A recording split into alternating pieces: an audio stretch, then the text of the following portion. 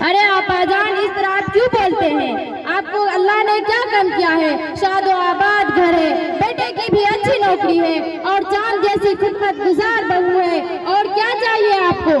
खामोश रहो, मेरा मुंह न खुलवाओ। कैसा बेटा, कैसी बहू, इनको तो बूढ़े लोगों का जरूरत का एहसास ही नहीं कि किस हाल में है, तबीयत कैसी है, क्या खा रहे हैं। हमको अपने लिए बोझ समझती है और सोचते हैं जल्द से जल्द छुटकारा मिले इसे। और बहू रानी का तो पूछो मत को।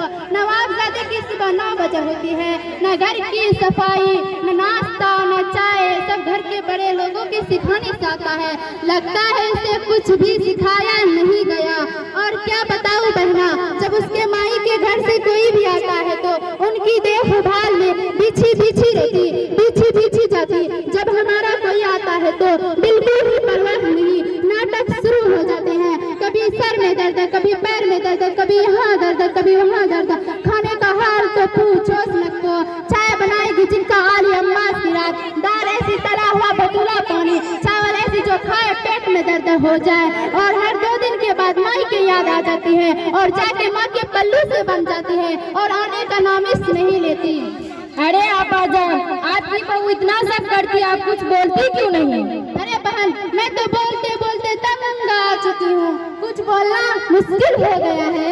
हमारे शहजादे के पेशानी के ऊपर बल पड़ने लगते हैं, इसीलिए खून खुद पे खामोश रहना पड़ता है। जी, ये भी सास की प्रशंसा जो दिल खोल कर अपनी बहुओं की गीबत कर रही थी, जैसे कि हम ताली बहुत ही अच्छा, कितना स्टाइलिश है ये लड़की, तो ताली बजाने की जरूरत है। बहुओं की कैसी तारीफ करती अपनी सासों की।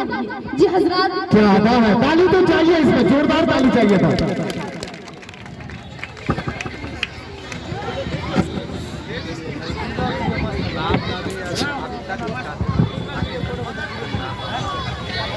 अस्सलामु अलैकुम वरहमतुल्लाहि वबरकातुह। वालेकुम अस्सलाम रहमतुल्लाहि बरकातुह। कैसी हो बहन? क्या बताओ बहन, ठीक भी हूँ ठीक नहीं भी हूँ। अरे कैसी दरमियान की बात कर रही हो तुम? क्या बताओ, जब तक सास का साया सर पर मुसल्लत है तब तक चैन कहाँ है।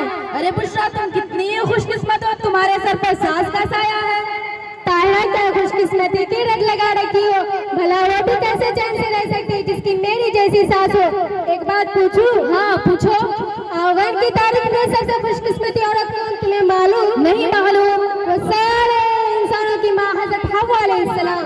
वो क्यों? क्योंकि उसकी कोई सास और ननद नहीं थी, इसलिए। तुम अपने सास से इतनी परेशान क्यों हो? वो सास नहीं, परेशानियों का घर है। जब देखो नाक चढ़ाए मुसल्लत रहती है। मैं खाना खाऊं तो परेशानी, मैं सोऊं तो परेशानी, मैं उठूं तो परेशानी, मैं बैठूं तो परेशानी। मेरे हर काम में नुक्ता चीनी मतलब साइकिल भूल कर भी ना सुनते। अब तुम ही बताओ, मैं इसको और क्या नाम दे सकती हूँ?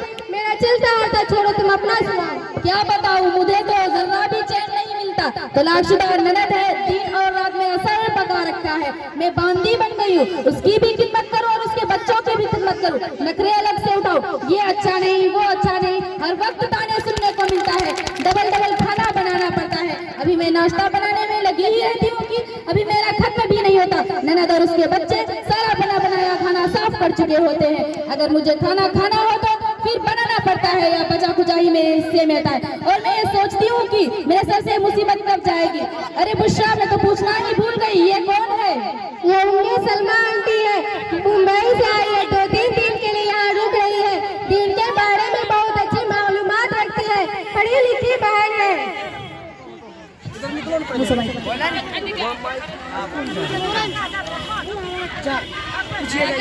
उम्मी सलमा, तुम दोनों ही के साथ बैठी हूँ। आइए सासू माँ बैठिए। हेलो हॉर्न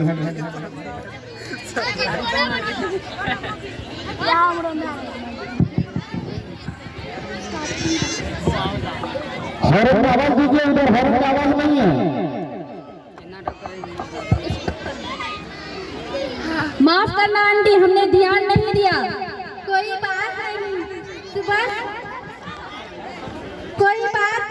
सुबह से घर में बैठे हुए एक बात देख रही हूँ। हमारी जुबान पर दूसरों की शिकायत, दूसरों की गीबत बहुत ज्यादा हो रही है और हम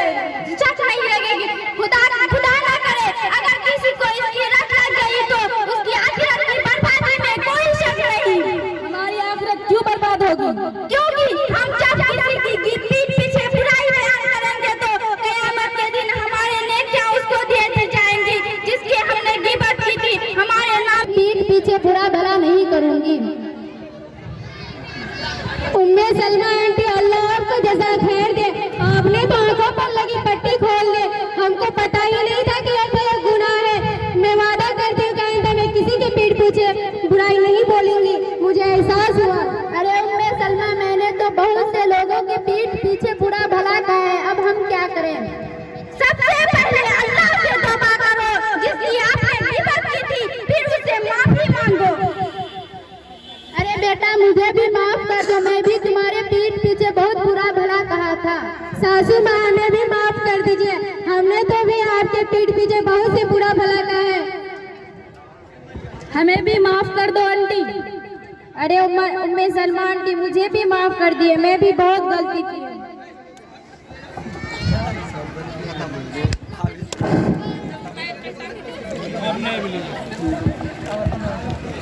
वो हजरात, जुबान एक बहुत खतरनाक चीज है। आप सल्लल्लाहु अलैहि वसल्लम हमेशा इसकी हिफाजत की तलकीन किया करते थे, क्योंकि यही वो जुबान है जो झूठ बोलती है, वेरी गुड, जो झूठी कसम ताली बजा दीजिए, बहुत अच्छा, ताली बजाइए।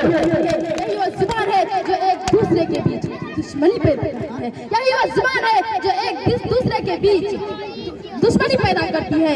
ताजुब बात है, हमें मालूम ही नहीं होता या हम इसे गुनाह ही नहीं समझते हैं। इस गुनाह में हर कोई मुलव्विस है, मर्द हो या औरत, जवान हो या बूढ़ा, आलिम हो या जाहिल।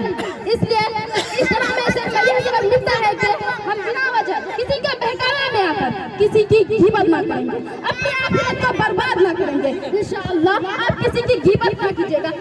खास करके समाज की औरतें बहुत ज्यादा गीबत करती है ना। आप समाज की औरतें एक दूसरे की गीबत, एक दूसरे के बीच में दुश्मनी पैदा करती है ना आप समाज की औरतें।